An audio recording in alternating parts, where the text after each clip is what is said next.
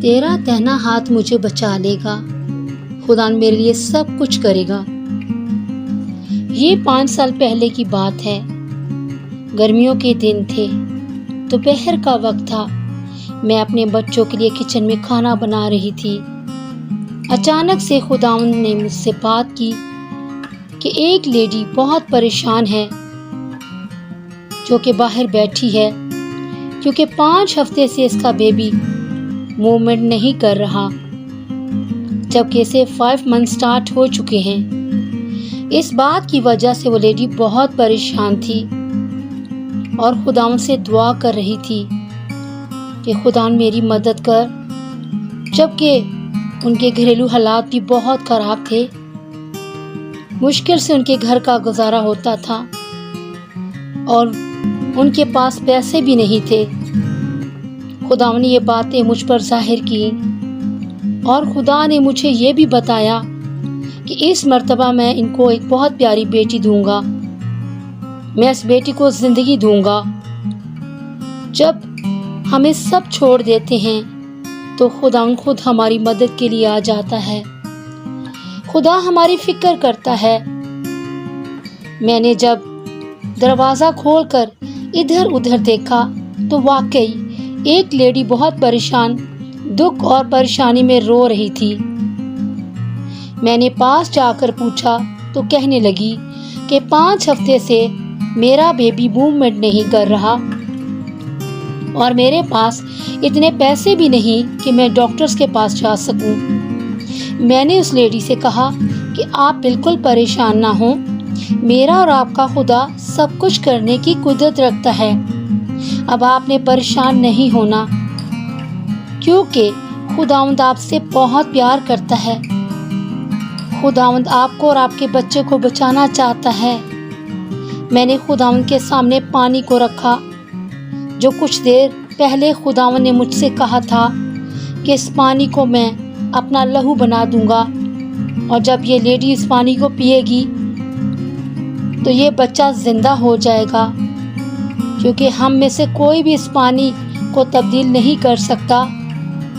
मैंने अपने खुदावंद के दाहिने हाथ को इसके पेट पर मांगा। मेरा हाथ पीछे हो गया, खुदावंद का हाथ आगे हो गया।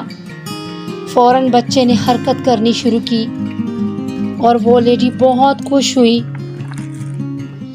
खुदावंद ने उसके और मेरे ईमान को और मजबूत किया। हम दोनों ने खुदावंद का शुक्रिया अदा किया।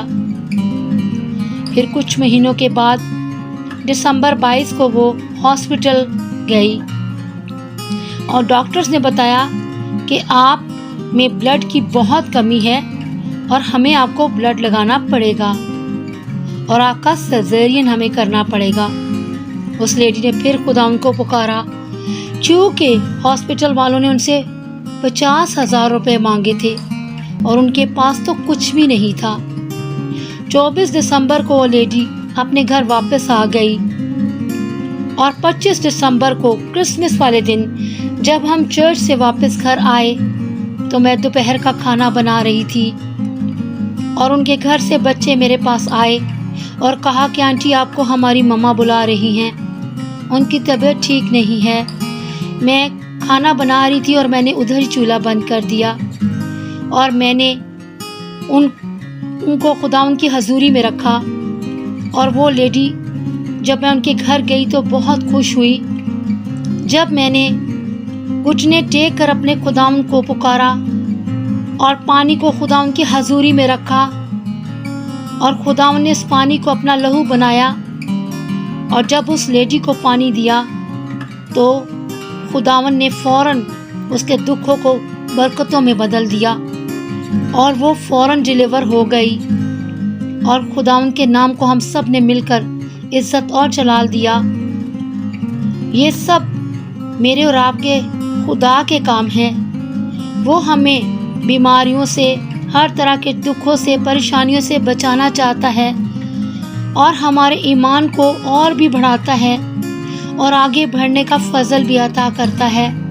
जो काम खुदावंद ने मुझे शुरू से दिए, आखिर तक खुदावंद ने मुझे उस ख़ानदान का वसीला बनाया और जब उस लेडी की डिलीवरी हो गई तो खुदावंद ने उसे बहुत प्यारी बेटी दी जो कि अब 5 साल की होगी और बहुत खूबसूरत है।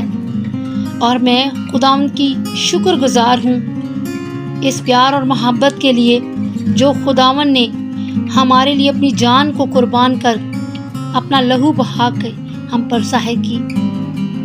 खुदावंद आप सबको बहुत बरकत दे और मेरी दिल से दुआ है कि खुदावंद आप सबके दिल की मुरादों को पूरा करे और आप हमेशा खुश रहें। God bless you all.